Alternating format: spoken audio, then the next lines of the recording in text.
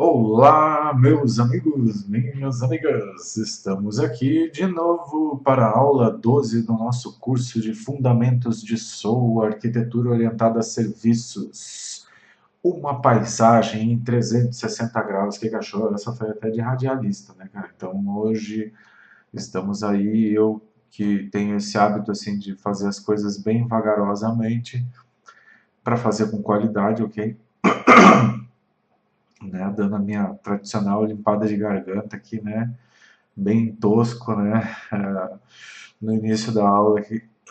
Então, assim, esse é o meu estilo, eu vou fazendo as coisas, não sou de fazer tudo numa tacada só, até porque eu estou juntando esses materiais, montando as aulas aos poucos e tal, buscando trazer para você sempre um conhecimento relevante, né, aproveitar bem o tempo de vocês, ok?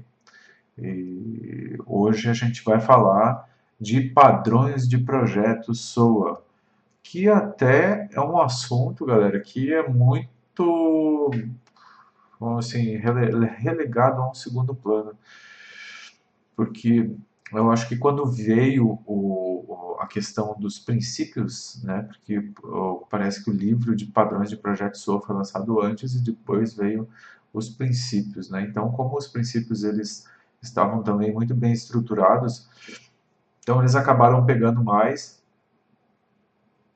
e os padrões de projeto acabaram ficando um pouco esquecidos, mas eles são muito importantes também.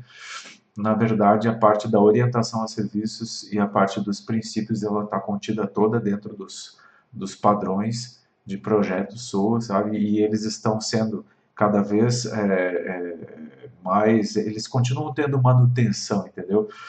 Não é um trabalho que foi abandonado, um trabalho que foi deixado de lado, não.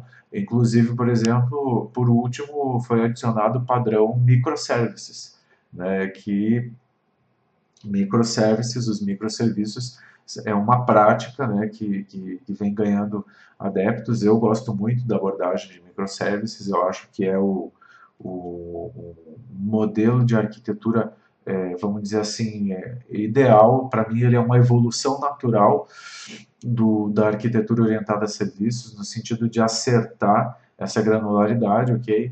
E ele tá a granularidade dos deploys, né, dos componentes dos pacotes de deploy, né, dos WR, dos EARs, né, das aplicações, né, vamos falar de aplicaçõezinhas, né, dos serviços, né. Então ele faz parte dessa evolução natural do SOA, ok? E ele está lá no site SOA Patterns. Quem quiser conhecer mais sobre padrões de projeto de SOA, visite esse site aqui, ó, SOA patterns.org, ok? E tem um livro também, que é o livro que é baseado nessa aula de hoje, é baseado no livro SOA, vamos aqui, ó, SOA Design Patterns do nosso amigo Thomas Elba, ok? Então, vocês veem, eu já estou ficando craque no negócio aqui da canetinha aqui da mesa gráfica, né? Já estou quase escrevendo assim direitinho, se precisar olhar aqui. Estou virando professor Joelho mesmo, de verdade. Então vamos lá, amigos. Olha só, eu não faço muita piada, né? Mas hoje eu estou mais tranquilo, né? Apesar de que hoje é dia 9 de maio, né? E saiu aquele esquema lá da Câmara, lá do,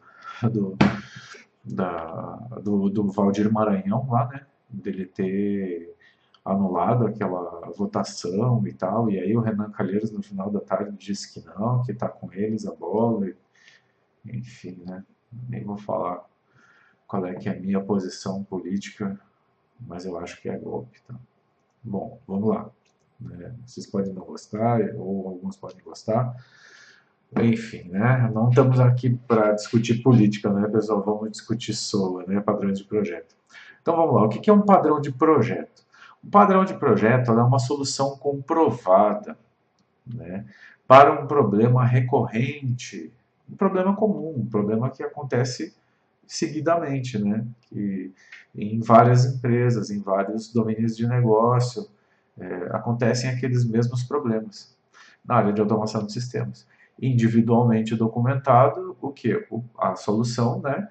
Ela é documentada de forma consistente e usualmente sendo parte de alguma coleção de padrões, né? Então o pessoal começa a criar, a perceber padrões e a documentá-los, né, a colocar dentro de conjuntos de padrões, de forma que possa ser novamente utilizado. Esse é o objetivo em outras ocasiões onde o mesmo tipo de problema apresentar-se, certo? Então aqui, ó, isso aqui é uma definição do Joel, tá? Faz essas merdinhas aqui. Do Joel Valim, tá? Amigo, assim, ó,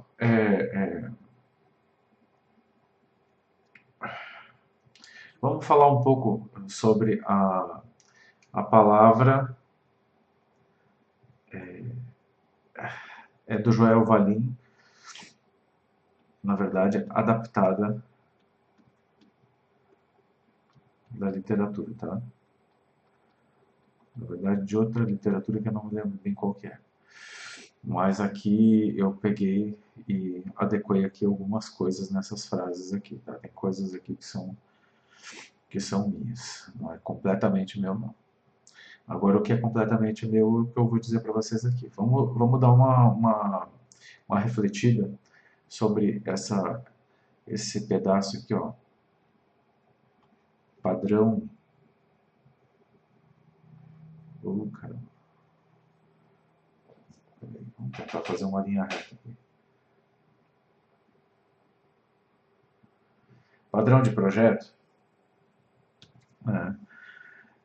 Deixa eu dar uma apagadinha aqui. Uma borracha. Olha aqui. Ele só apaga assim, ó. A linha inteira. Vamos lá. Caneta. Aqui, vamos tentar fazer aqui, pegar esse... melhor do que nada, né, gente? Hora de desenvolver meus talentos desenhísticos. Bom, padrão de projeto. Projeto tem a ver com o desenho, né? Com o planejamento da solução, né? Com plano.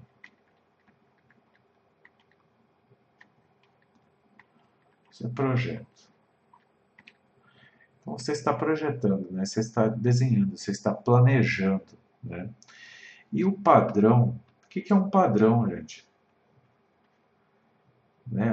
Vamos lembrar aí, ó, de reconhecimento de padrões. Padrão é uma coisa que se repete, né?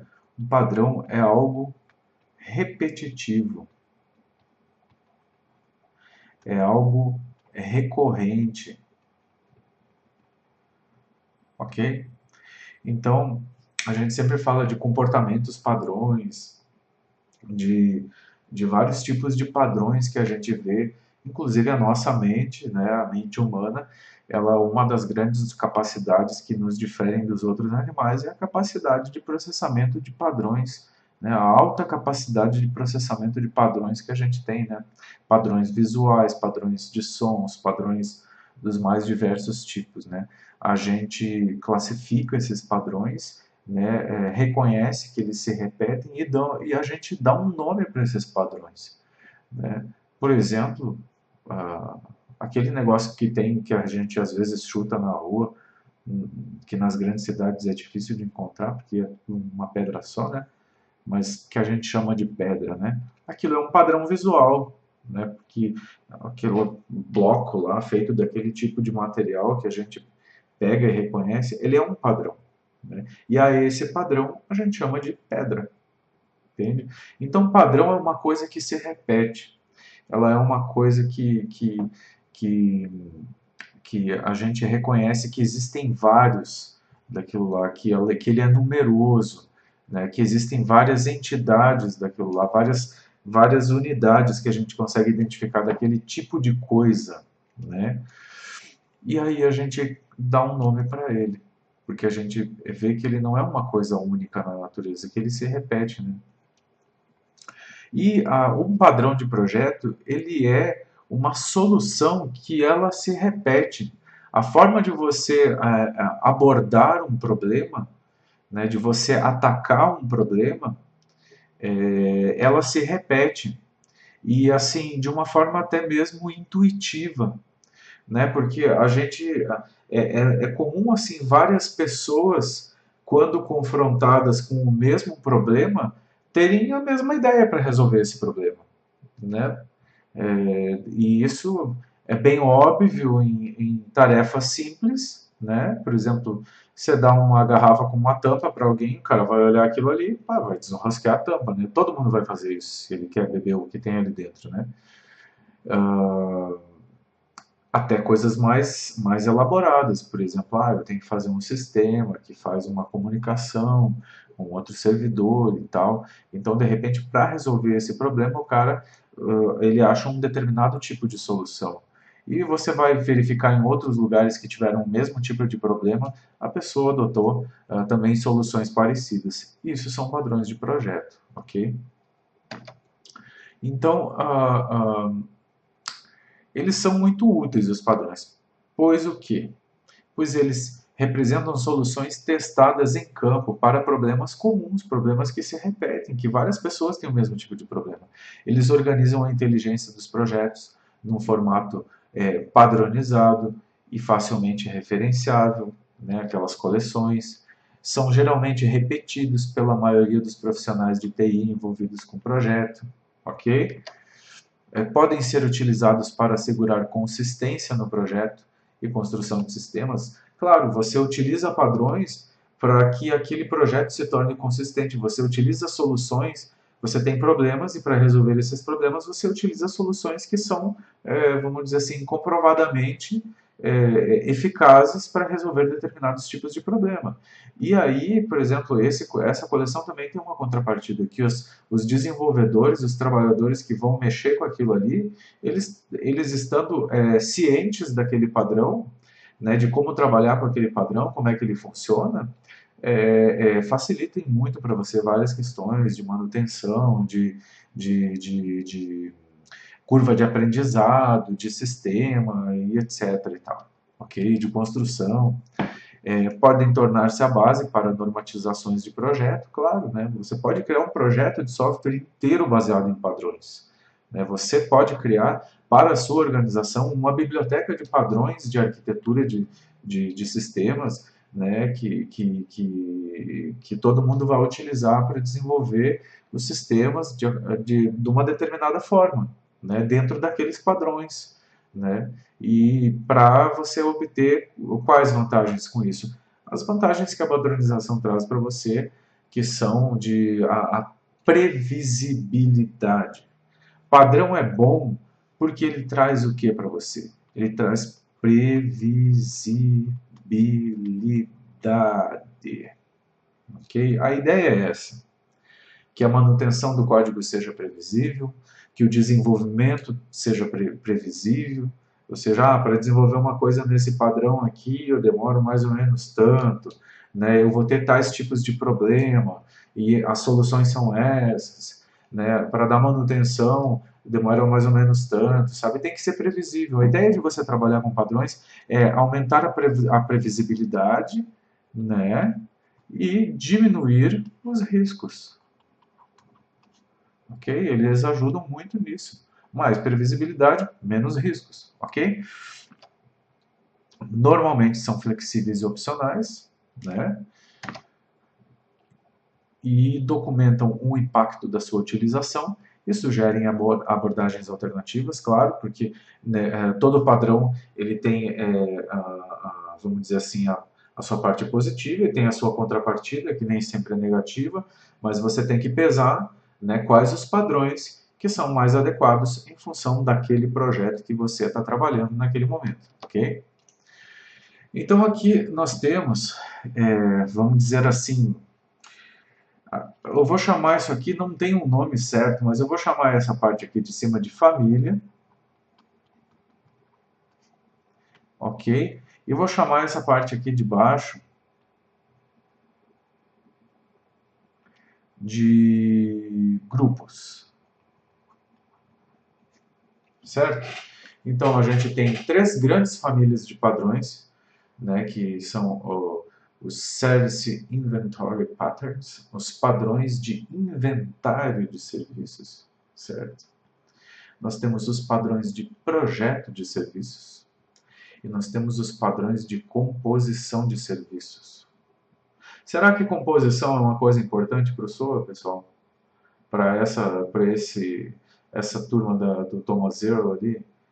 Será que ele é importante? Que ele ganhou até uma família de padrões, né? Porque assim, ó, esse é só o primeiro, essa árvore aqui eu só estou mostrando o primeiro e o segundo nível para vocês, tá? Cada um dentro do segundo nível tem os padrões mesmo de verdade, tá? Então eu tenho a família, eu tenho o grupo de padrões e eu tenho os padrões, certo? Então assim,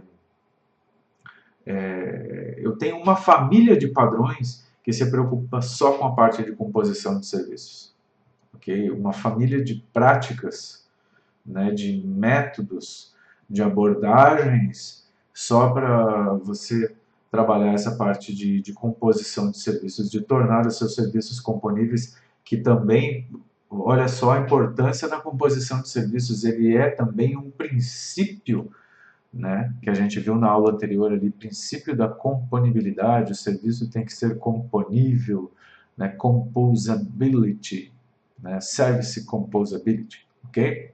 Então nós temos as famílias, as três grandes famílias de padrões, e nós temos aqui, nessa segundo nível, nós temos os grupos de padrões dentro das famílias.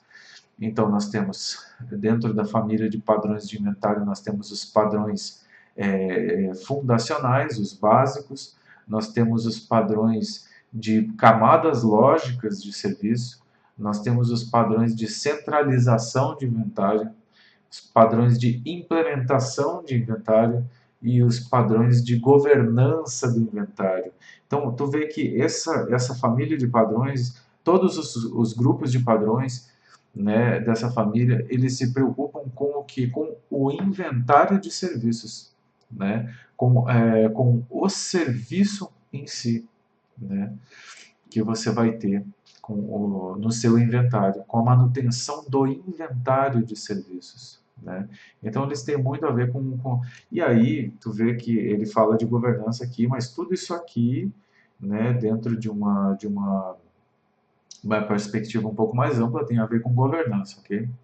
Já os padrões de projeto de serviço, tem aqui os básicos também, né, de desenho, né, de projeto mesmo. Temos os padrões de implementação,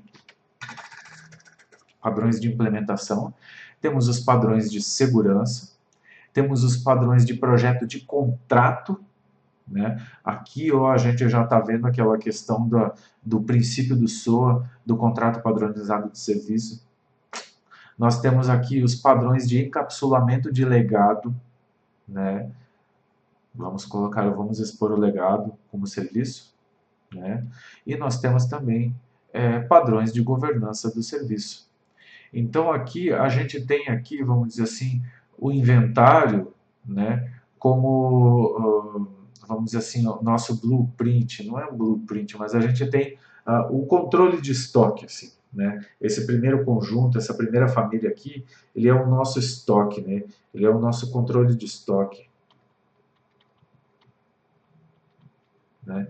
Ele se preocupa em definir padrões para isso, né? O nosso segunda família aqui, ele se preocupa na codificação do serviço, né? Ele se preocupa ele se preocupa com a execução do serviço, né? Ele aqui ele se preocupa com o serviço em produção,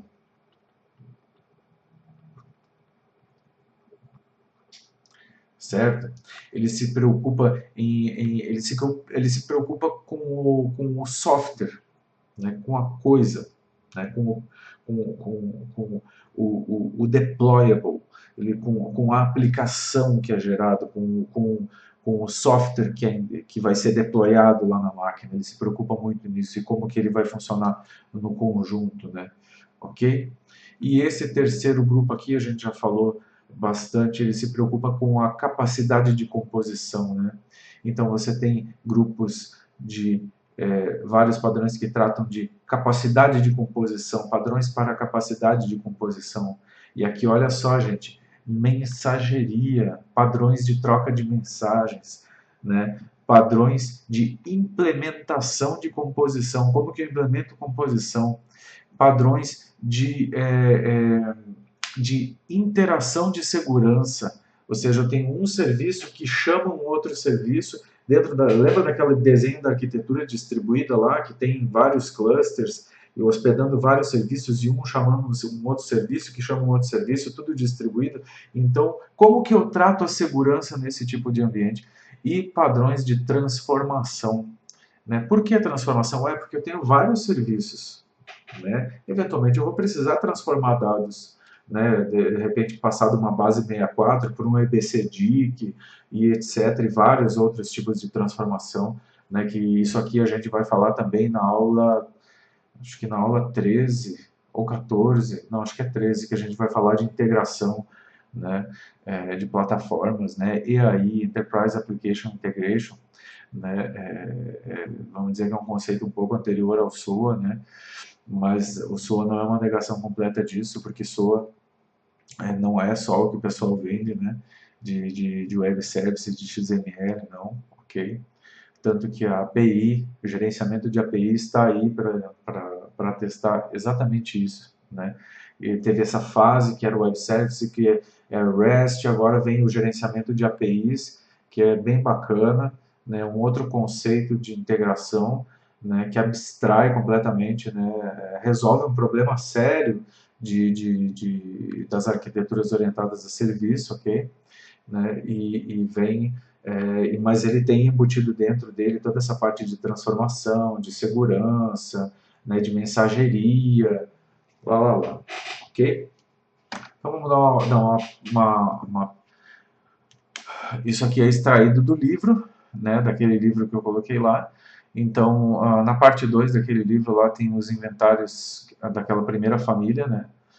E aqui ele define que inventário de serviço é um termo usado para representar uma coleção, né, um conjunto de serviços padronizados e governados independentemente. Então, isso aí é um inventário de serviço. Ele é uma coleção de serviços padronizados e governados de maneira independente, ok? Então, os padrões de projeto associados com o projeto de um inventário de serviço, ou seja, e aí, deixa eu pegar bem essa tradução aqui. Os design patterns associados com o projeto de inventários de serviços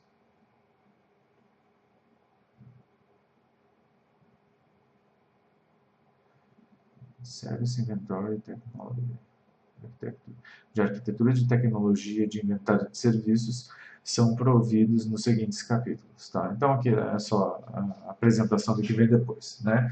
O importante aqui é que o inventário de serviços é um termo que representa uma coleção de serviços independentemente padronizados e governados. Tá? Isso é inventário, é a definição dos serviços. Ok? É a definição do que o serviço faz, é a definição do contrato do serviço, etc. Então, nós temos aqui dentro desses, aí os grupos, né? Foundational Inventory Patterns. São baseline design características, são características básicas de projeto, de um inventário, de uma arquitetura de inventário de serviços que são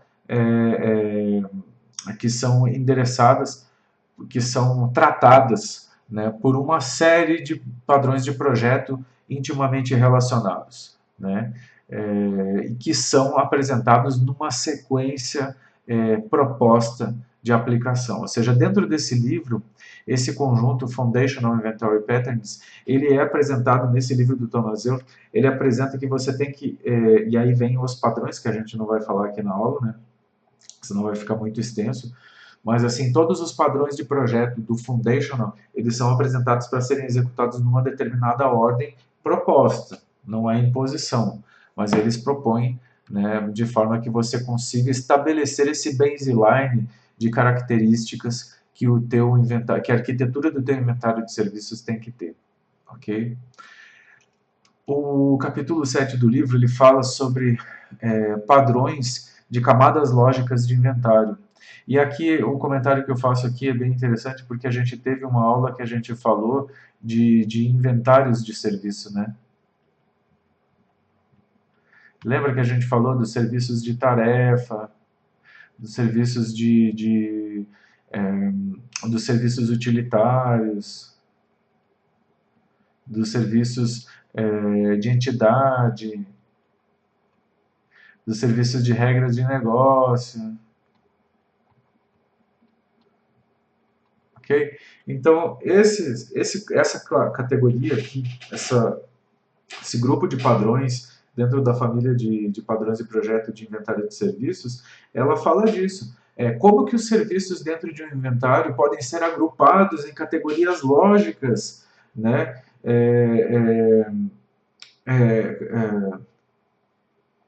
Em categorias can be grouped in logical layers. Isso, tá. Então, como que esses serviços podem ser agrupados dentro de categorias lógicas que cubram, né, que sejam cobertas por um conjunto de padrões de projeto que representam os tipos, as camadas de serviço mais comuns, ok? Então é isso aqui, ok? Tudo aquilo que a gente viu naquela aula trata nessa, e tem uma série de padrões de projeto que tratam daquilo ali, ok? Padrões de centralização de inventário, né? Um conjunto de padrões dedicados à centralização de partes-chave de uma arquitetura de inventário de serviços é proposta para construir sobre os padrões arquiteturais fundamentais, né? Então, aqui é mais um conjunto de padrões que tratam de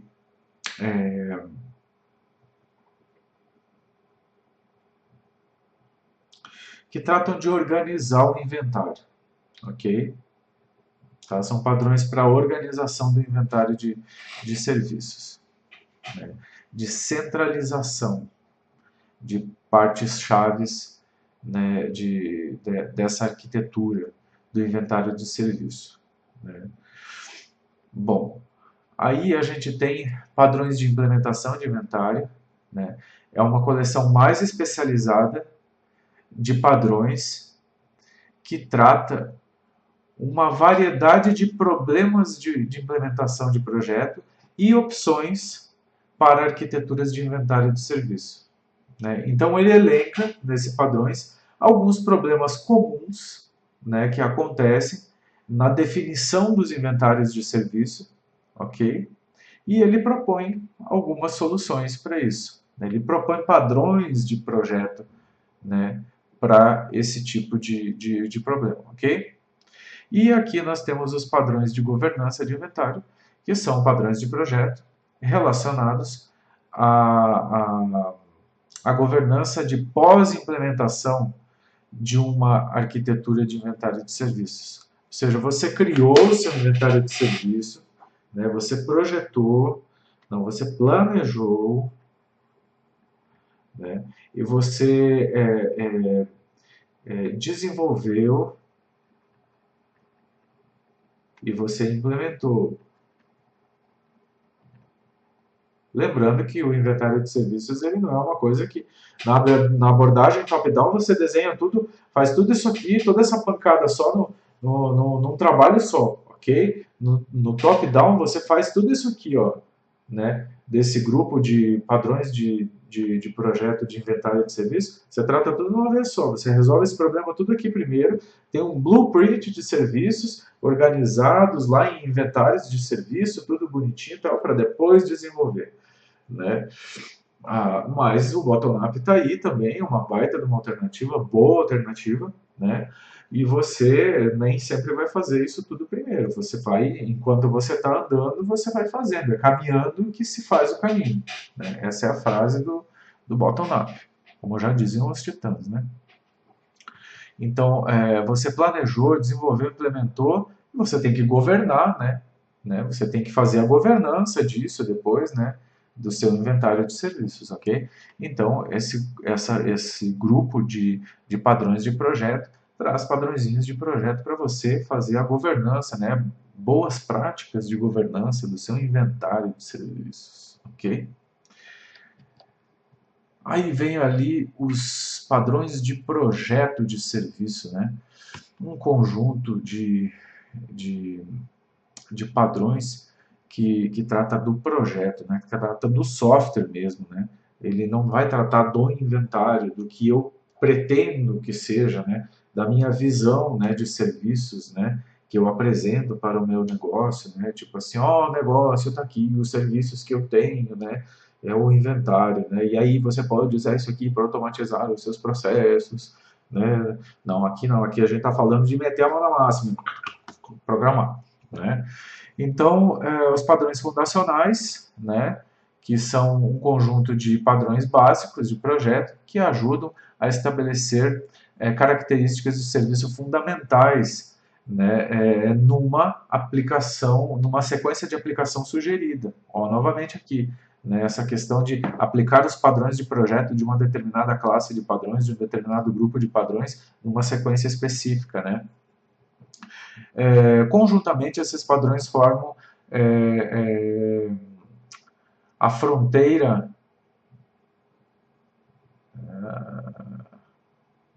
a mais básica aplicação da orientação a serviços, ou a aplicação mais básica da orientação a serviços, dentro de uma fronteira de serviços, né, de um domínio de inventário lá, né? Então, aqui eu falando da orientação a serviços, ok? E aí a gente fala aqui de orientação a serviços, a gente sempre está falando dos princípios. Não existe orientação a serviços sem princípios, né? Ok? Então, os foundationals design patterns, eles estabelecem um conjunto de padrões, né, que estabelecem as características. Na verdade, os princípios, eles estão aqui, né? Eles estão colocados aqui dentro, né? Dentro desse conjunto de padrões de projeto de Foundational Service Patterns, ok? Service Implementation Patterns, uma coleção de padrões de projeto especializados que provém soluções de projeto, né, para uma gama para uma gama de problemas específicos da arquitetura de serviços. Ok? Então, tem vários problemas que são específicos, né, de quando você vai implementar o serviço, e aqui ele tem uma série de padrões de projeto para você aplicar na codificação, na implementação dos seus serviços, né? Olha aqui, ó, Service Security, né? Então, padrões que têm a ver com segurança, né? Eles moldam a lógica interna dos serviços para equipá-los com controles de segurança que contra ameaças comuns, ok? Segurança, né, gente? Essencial. Service Contract Design Patterns, padrões de projeto para o contrato de serviço, princípio do contrato padronizado, ok?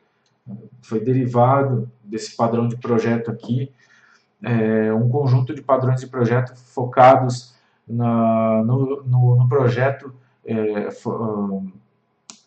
de contratos de serviço com foco tanto no conteúdo do contrato quanto na perspectiva arquitetural, ok?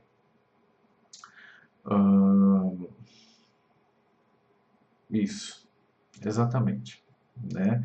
Então, um conjunto de padrões de projetos. Sempre lembrando que tudo que eu estou falando aqui para vocês são de classes de padrões, né? Cada um desses itens aqui, a gente viu lá, tem uma família, são 3 famílias de padrões, e tem grupos, e aí cada grupo tem vários padrões. Né? São mais de 40 padrões de projeto no total. A gente não vai ver nessa aula, nós vamos ficar só nas famílias de padrões de projeto, e nos grupos a gente vai fazer a discussão disso. Né? No curso mais específico, no curso de padrões de projeto, a gente vai tratar assim desse assunto, né, vendo cada padrão bonitinho em detalhes, ok?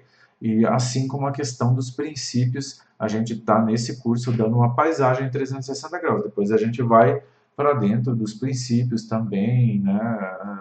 Bom, a minha ideia é ter curso de implementação mesmo de web services, de RESTful services, né? De microservices, executando mesmo na prática. Então, eu não quero ficar só na teoria, mas eu dou muita importância para a teoria, sabe? Porque eu acho que a teoria ela dá uma base muito consistente para as pessoas poderem trabalhar bem depois e fazer SOA de qualidade, certo? E fazer boas discussões, o que é importante. Né? Porque às vezes dentro das organizações as discussões elas acabam sendo um pouco pobres, né, em termos E aí não é a questão de academicismo, não, é questão de conhecimento mesmo, sabe? De você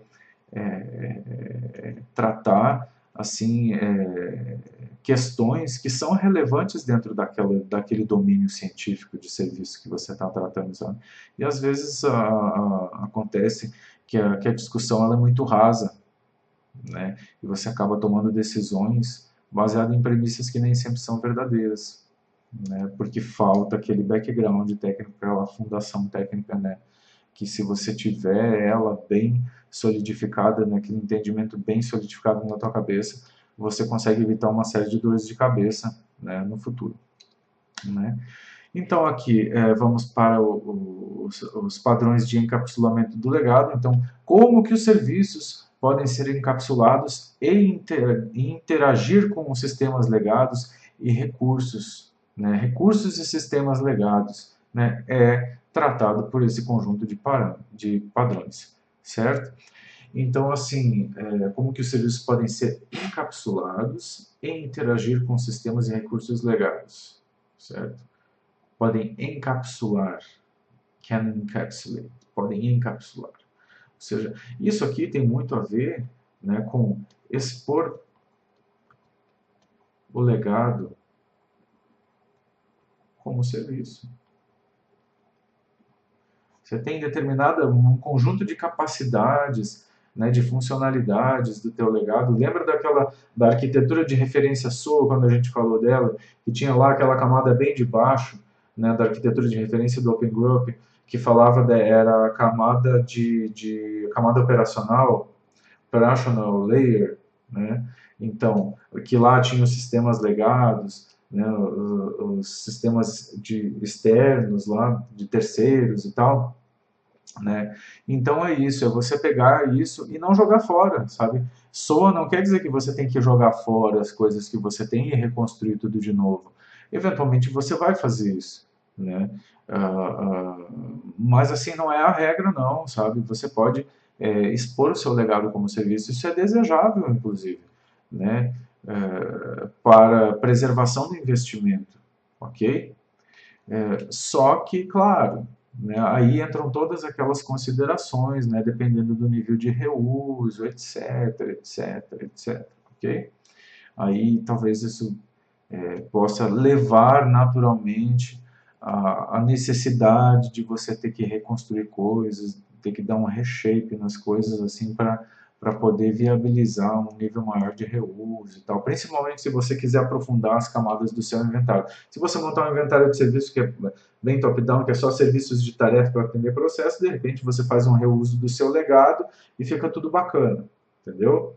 Mas se você quiser aprofundar mais dentro daqueles níveis de inventário, fazer uma coisa mais granularizada, né, com serviços de entidade, serviços de regra de negócio, serviços utilitários e tal, aí você vai ter que fazer um redesenho melhor disso aí, vai ter que quebrar, né, pegar programas, quebrar ele em pedacinhos menores e tal, fazer uma reengenharia mesmo dos seus sistemas legados, criando coisas novas, ok?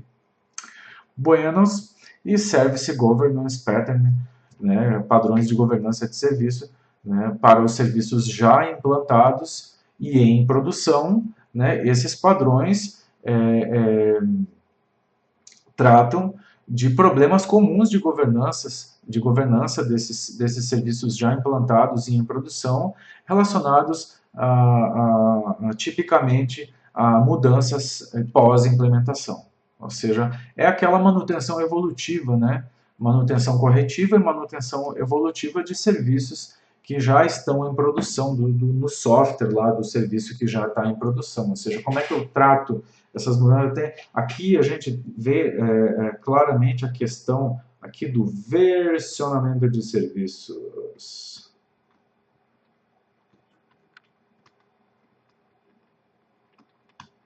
Ok? Do versionamento de serviços, certo? Versionamento de serviços que não necessariamente ele vai ser sempre uma negação, por exemplo, você pode ter 3 versões em uso do mesmo serviço, e não necessariamente ele vai ser, a versão 3 vai ser uma negação da versão 2, uma evolução, né, e da 2, e a 2 é uma evolução da 1. Não, ele pode ser apenas uma mudança. Por exemplo, eu tenho lá um serviço que tem uma operação dentro dele, que essa operação me retorna um relatório, me retorna uma entidade, por exemplo, clientes. Só que a primeira versão que eu fiz, ele retorna todos os campos. Eu consulto pela chave, tem uma operação lá, consultar pela chave, pelo código, certo? E quando eu executo essa operação consultar pelo código, ele retorna todo o registro do cliente. Todo registro é coisa de velho, né, velho? Coisa de dinossauro, do mainframe, né? Ele retorna todo toda a tupla do banco de dados, porra, todo o registro, cara, entendeu? Ele retorna todo o registro lá com 50 campos, lá, 50 mil campos lá dentro daquele registro, todos os dados do cliente lá dentro. Aí você tem um projeto novo dentro da sua empresa, olha que cadeira maravilhosa. Você tem um projeto novo lá dentro da sua empresa, que esse projeto, você precisa fazer a consulta de um cliente, mas você não precisa daqueles 50 mil campos. Você precisa só de 4 campos. Aí é uma consideração de governança que você vai ter que fazer, e aí você aplica os padrões de projeto que estão aqui dentro, para te ajudar a resolver esses problemas aqui, desse tipo, dessa natureza, para saber o seguinte: olha, você vai dizer o que para o seu desenvolvedor? Não, cara, você vai ter que usar aquele serviço que tem lá e dane-se, ele retorna os 50 mil campos. Ah, mas isso aí dá muito tráfego na rede. Não, não, você vai ter que utilizar, acabou, já era. Ou você pode ter a alternativa de criar uma versão 2 daquela operação, retornando menos campos, retornando só os 4 que o cara precisa. Ah, mas isso aí é uma coisa que resolve só aquele problema específico. Aí entra aquele princípio da reusabilidade que a gente tem que aplicar, ou seja, como que eu faço esse projeto com foco no reuso. Então, de repente, se eu ajeitar, eu penso naqueles 4 campos lá, mas eu penso assim, olha, esses 4 campos aqui, ele resolve só esse problema. Mas se eu botar mais esses 5, que não são 50, né, ou seja, eu já tenho 10 vezes menos informação ali dentro, mas esses 5, mais esses 4 que dá uma... Não, dá uns 9 aqui, né, não, 20%, né, um quinto do tamanho. Eu resolvo 70% dos problemas, porque, entendeu? Esse tipo de análise que você faz, e aí você disponibiliza uma versão 2, né, que vai coexistir, né, porque você passa a ter mais uma possibilidade de entrega daquele serviço, né, 2 versões daquele serviço, né, daquela operação, no caso, né, depende do esquema de versionamento que você faz, se você versiona a operação, se você versiona o serviço inteiro, ok?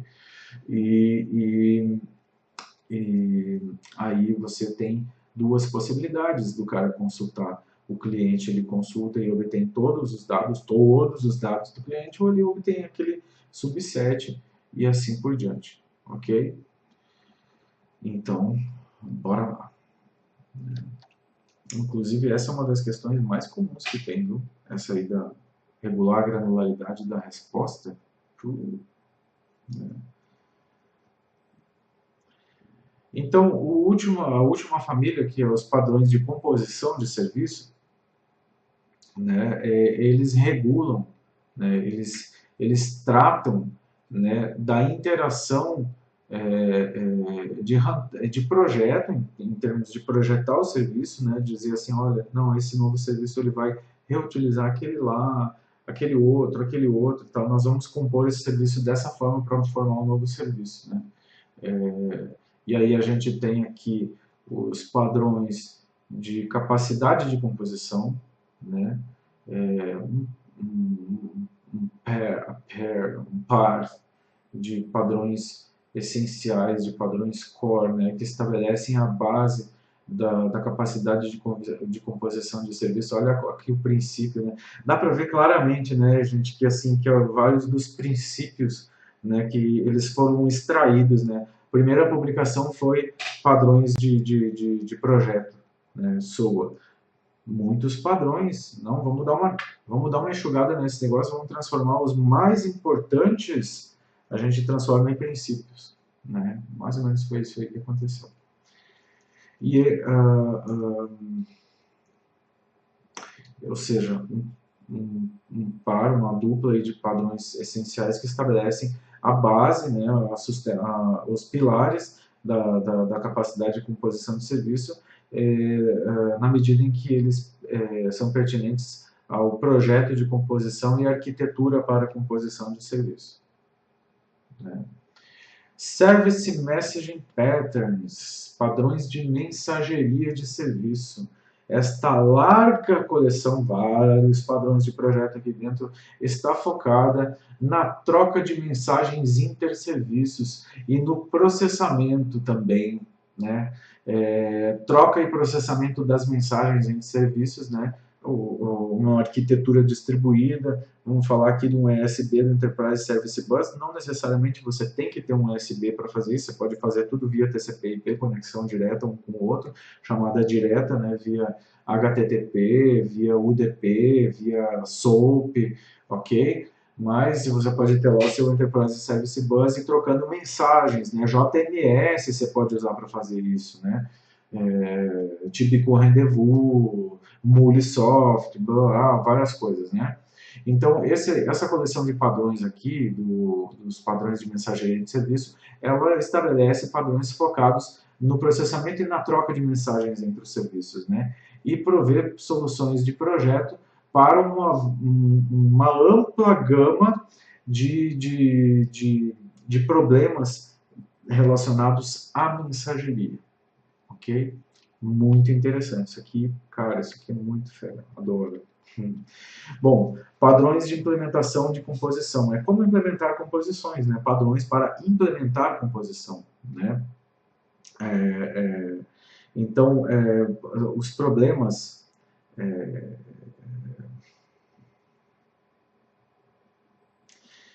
Service Composition Architecture Design and Runtime Composition Integrity. Aqui a palavra-chave é isso aqui, ó. A integridade, né? A integridade das composições em runtime e em projeto, né, da arquitetura de composição de serviços são tratados por esses padrões. E aqui, gente, a gente começa a falar assim, ó, quando a gente fala de composição de serviços, a gente fala muito daquele esquema do ACID, né? Atômico, consistente, isolado e durável, né? Atômico, consistente, isolado e durável, né?